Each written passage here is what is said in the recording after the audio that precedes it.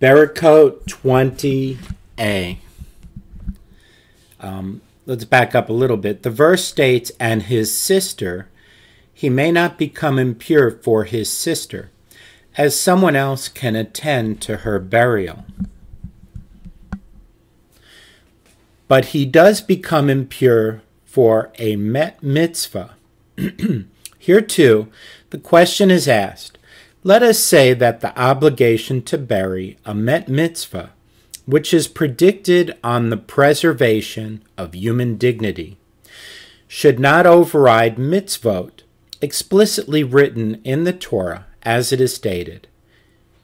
There is neither wisdom, nor understanding, nor counsel against the Lord. The Gemara answers, there it is different, as it is explicitly written, "And his sister," from which we derive that although he may not become ritually impure to bury his sister, he must do so for a mitzvah. The Gemara suggests, let us derive a general principle that human dignity takes precedence over all mitzvot in the Torah from this case. The possibility is rejected.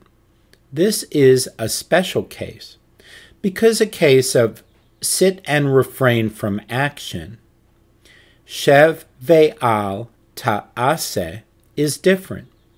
Engaging in the burial of a mitzvah is not actually in contravention of a mitzvah.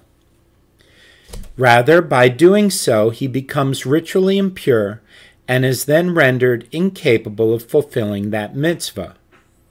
We cannot derive a general principle from here that human dignity would also override a Torah prohibition in a case where that prohibition is directly contravened. The Gemara responds, in the context of the discussion whether or not human dignity overrides honoring God in the sense of fulfilling his mitzvot, Rav Papa said to Abai, "What is different about the earlier generations for whom miracles occurred, and what is different about us for whom miracles did not occur?"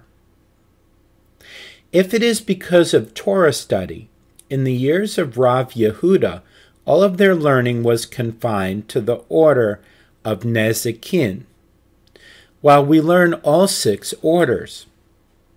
Moreover, when Rav Yehuda would reach in Tractate Okatzin, which discusses the extent to which the stems of various fruits and vegetables are considered an integral part of the produce in terms of becoming ritually impure.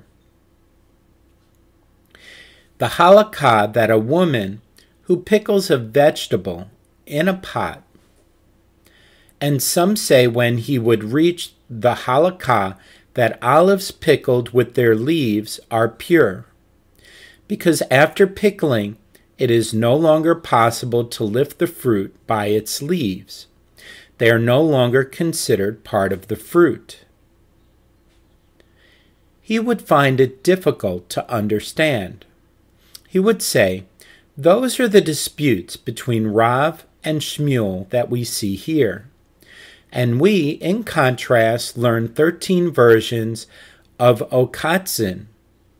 While with regard to miracles, after declaring a fast to pray for a drought to end, when Rav Yehuda would remove one of his shoes, the rain would immediately fall, whereas we torment ourselves and cry out, and no one notices us.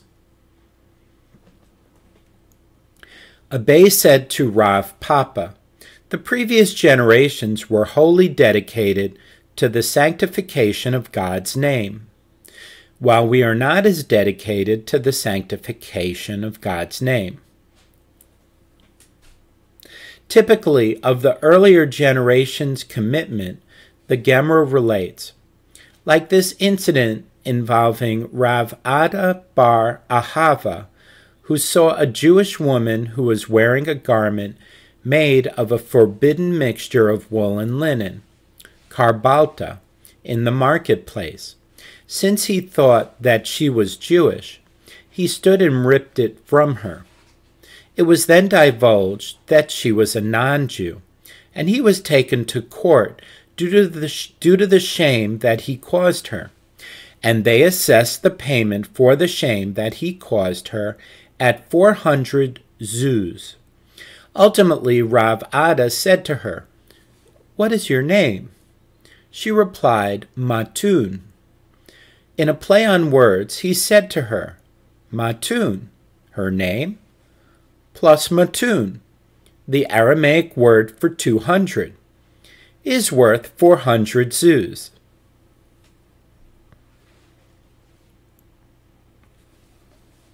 It was also related about the earlier generations that they would degrade themselves in the desire to glorify God.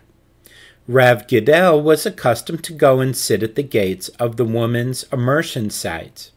He said to them, "Immerse yourselves in this way, and immerse yourselves in that way." The sages said to him, "Master, do you not fear the evil inclination?" He said to them, "In my eyes they are comparable to white geese." Similarly, the Gemara relates the Rabbi Yohanan was accustomed to go and sit at the gates of the women's immersion sites. Rabbi Yohanan, who was known for his extraordinary good looks, explained this and said, "When the daughters of Israel emerge from their immersion, they will look at me and will have children as beautiful as I." The sages asked him, "Master, do you not fear the evil eye?" He said to them, "I descend from the seed of Joseph, over whom the evil eye has no dominion. As it is written, Joseph is a bountiful vine on a spring." Alei ayin, Genesis 49:22. Ayin can mean both spring and eye. Joseph is a bountiful vine on a alei ayin, spring on an eye. And Rabbi Abahu said a homiletic interpretation. Do not read it alei ayin, rather ole ayin, above the eye. They transcend the influence of the evil eye.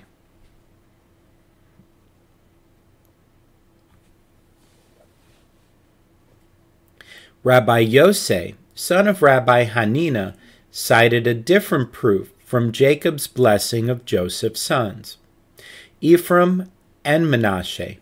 The angel who redeems me from all evil shall bless the young, and in them may my name be recalled, and the name of my fathers, Abraham and Isaac, and may they multiply. Veyedigu, in the midst of the earth. Genesis 48:16. Veyedigu is related etymologically to the word fish, dag. Just as the fish in the sea, water covers them, and the evil eye has no dominion over them. So too the seed of Joseph, the evil eye has no dominion over them. And if you wish, say instead, Joseph's eye, which did not seek to feast on that which was not his. Potiphar's wife, the evil eye has no dominion over him. Mishnah, women, slaves, and minors who have parallel obligations in various mitzvot are exempt from the recitation of Shema.